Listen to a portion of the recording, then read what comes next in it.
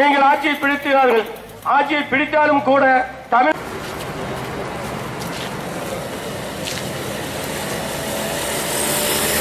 78 வரைக்கும் சேர்த்து வைத்திருந்த பொய்யான ஒரு வழக்கை ஜோடிச்சு அதை உங்க அரசியல் விட்டு போகணும்னு பண்ண முயற்சி தான் இது. அது தெரிஞ்சுதான் நான் மீண்டும் சொல்கிறேன். அரசியலை அம்மா கட்சிக்கு வெளியே கொண்டு வந்தாங்க. அது நம்மளுக்கு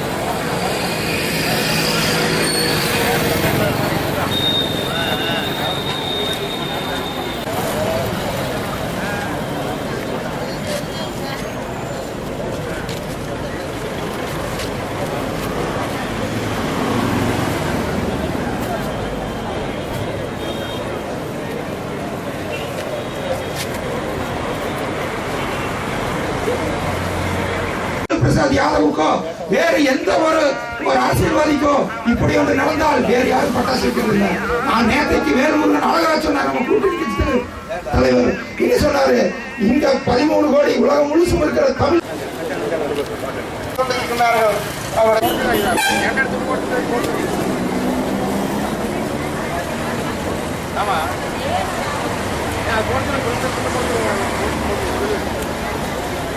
மாண்புமிகு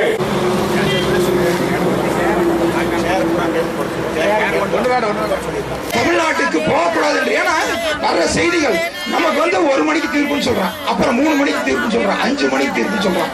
அம்மாவுக்கு தெரியாத மொழி கிடையாது, அம்மாவுக்கு தெரியாத அதாவது என்ன சொல்ற டிப்ளமசி சொல்றான். அங்கிருந்து அர்னால்டு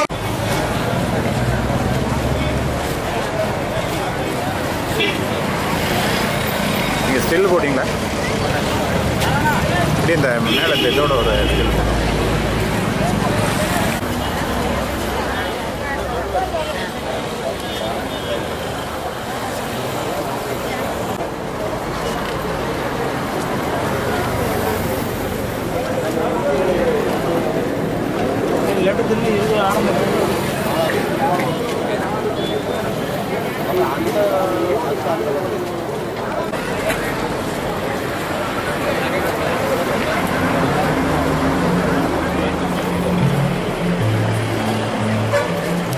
காரணமாக இன்று பெங்களூர் சிறையிலே மாண்புமிகு அம்மா அவர்கள் அடைக்கப்பட்டுள்ளார்கள் பண்ணிருக்கிறாங்க அப்படி சொல்லி நாங்கள் கேட்கிறேன்.